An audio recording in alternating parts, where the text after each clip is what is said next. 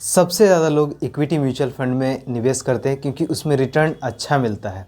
But एक अच्छा mutual fund कैसे चूज़ करें, कौन ऐसे क्राइटेरिया है जिसको देखना चाहिए, उसके बाद ही इन्वेस्टमेंट करना चाहिए, तो वन बाय वन इस वीडियो में जानेंगे। तो पहला है, आपको अपना इन्वेस्टमेंट गोल सेट करना है। रिटायरमेंट के लिए आप इन्वेस्टमेंट कर रहे हैं, होम खरीदने के लिए, या कोई और प्लानिंग है जैसे एजुकेशन, या लाइक 5 साल के बाद एब्रॉड जाना चाह रहे हो या घूमना चाह रहे हो, इस तरीके का कोई प्लानिंग है, जो भी आपका वो चीज़ है। सो अगर कोई आपका इन्वेस्टमेंट गोल है तो आप उसे लिख ले और उसी के अकॉर्डिंग इन्वेस्टमेंट करें, तो अच्छा लाइक एक माइंडसेट हो जाएगा कि उसमें से मुझे पैसा नहीं निकालना है। उसके बाद टाइम ड्यूरेशंस का ज़रूर ध्यान रखें। 5 साल के ऊपर अगर आप सोचते हैं तो इक्विटी फ़ंड में आपको निवेश करना चाहिए, क्योंकि इक्विटी म्यूचुअल फंड में लॉन्ग में आपका जो है अच्छा रिटर्न्स मिलेगा। शॉर्ट में हो सकता है मार्केट वोलेटिलिटी के कारण अच्छा रिटर्न्स ना मिले, तो कभी भी सोचें लॉन्ग टर्म के लिए। तो एक टाइम ड्यूरेशंस का ज़रूर ध्यान रखें कि मुझे 5 साल, 7 साल या 10 साल कितने में टाइम में मुझे जो है इस गोल को अचीव करना है, और उसके अकॉर्डिंग जो है आप इन्वेस्टमेंट स्टार्ट कर सकते हैं। हो सके तो किसी फाइनेंशियल एडवाइज़र की मदद ले, सेबी रजिस्टर्ड, या खुद का रिसर्च आप कर सकते हैं। नेक्स्ट है रिस्क एपेटाइट, जो कि काफ़ी इम्पोर्टेंट है और ज़्यादातर लोग समझते नहीं। बस उसका रिटर्न देखा 18-20% और उनको लगा कि मुझे 1-2 साल में जो है इतना रिटर्न्स मिल जाएगा और मेरा काम चल जाएगा। बट नहीं, सबसे इसलिए मैंने आपको बोला कि कितने टाइम के लिए आप इन्वेस्टमेंट करना चाह रहे हैं और टाइम ड्यूरेशंस क्या है, ये काफ़ी इम्पोर्टेंट है। उसके बाद रिस्क एपेटाइट पे समझते हैं। अगर आप मिड कैप और स्मॉल कैप में इन्वेस्टमेंट कर रहे हो तो उसमें ग्रोथ तो है, नो डाउट, क्योंकि लॉन्ग टर्म में अच्छा रिटर्न्स आएगा, क्योंकि छोटी कंपनी होती है और 5 साल 6 साल में देखोगे आप, अगर 4-5 क्वार्टर बैक टू बैक अच्छा परफॉर्मेंस दिया तो एक अच्छा रिटर्न्स आता है। बट लार्ज के फंड में क्या है कि एक स्टेबल कंपनी होती है। अगर टॉप 50 कंपनी ले लो या टॉप लाइक 100 कंपनी इवन ले लो आप, तो उसमें क्या है कि रिस्क कम है, वो कंपनी डूबने वाली नहीं है, एक लेवल पे आ गई है, पीक लेवल पे आ गई है, तो उसमें स्टेबिलिटी रहता है, लोअर रिस्क रहता है, बट रिटर्न्स भी थोड़ा कम रहेगा।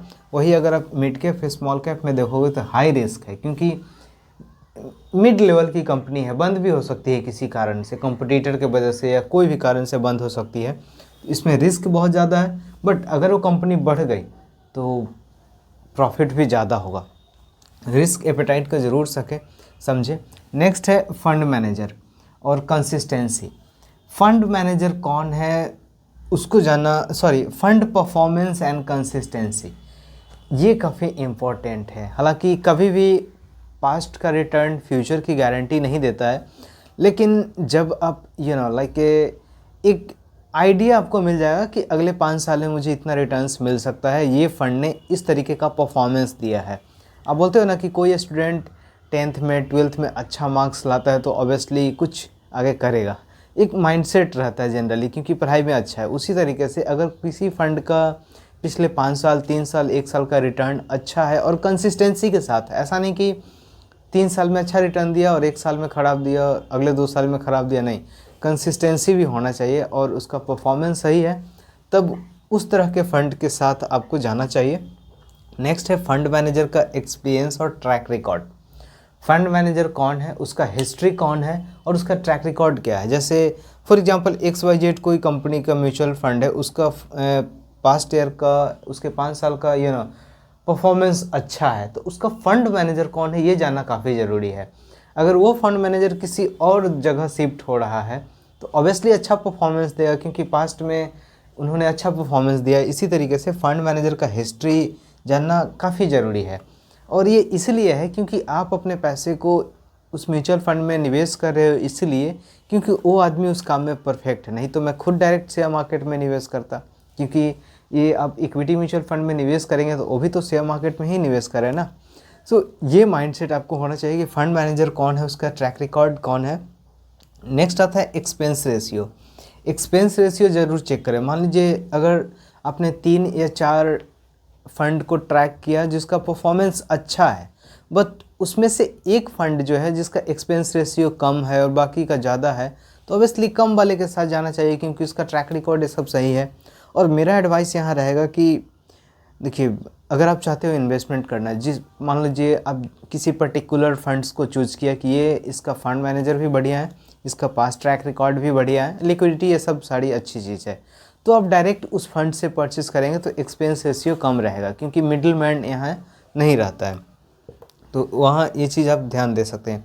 नेक्स्ट है पोर्टफोलियो एनालिसिस। ये काफ़ी इम्पोर्टेंट है। आप इन्वेस्ट कर रहे हो, निवेश कर रहे हो, इस बात का ज़रूर ध्यान रखें कि कहाँ पे हो रहा है, किस सेक्टर में हो रहा है।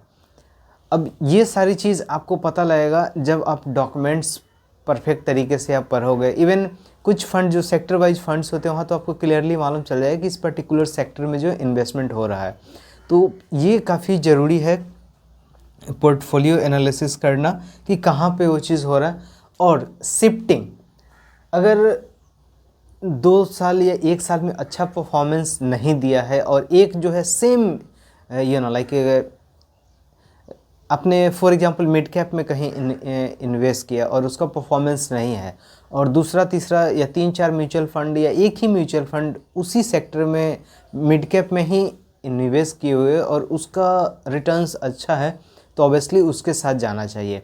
तो एक 6 महीना 3 महीना पे ये चीज़ एनालाइज करें, 6 महीना मिनिमम, 6 महीना पे साल भर पे एनालाइज करें और जहाँ लगे तो शिफ्टिंग करें। अगर इस तरीके से करते हैं तो 15 साल 20 साल में अच्छा वेल्थ बनेगा। और अगर आपको शेयर मार्केट के बारे में बेसिक नॉलेज है, फंडामेंटल एनालिसिस आता है, तो डायरेक्ट शेयर मार्केट में भी निवेश कर सकते हैं। बट कभी भी आप निवेश करें तो पोर्टफोलियो मैनेज करके, ऐसा नहीं कि एक ही जगह सारा निवेश करें, मालूम चले कि अगर रिटर्न्स नहीं आया तो आपका अच्छा परफॉर्मेंस नहीं रहेगा। तो एक डाइवर्सिफिकेशन के साथ करें, कुछ इक्विटी में, कुछ डेट में, कुछ हाइब्रिड में, कुछ डायरेक्ट शेयर मार्केट में, कुछ इंडेक्स फंड में, कुछ गोल्ड सिल्वर में। इस तरीके से अगर बैलेंस बना के करेंगे तो अच्छा रिटर्न्स आपको मिलेगा। आपको वीडियो कैसा लगा आप ज़रूर कमेंट्स करके बताएं, और भी वीडियो हमारे इस चैनल पे ज़रूर आप देखें। मिलते हैं नेक्स्ट वीडियो में। धन्यवाद।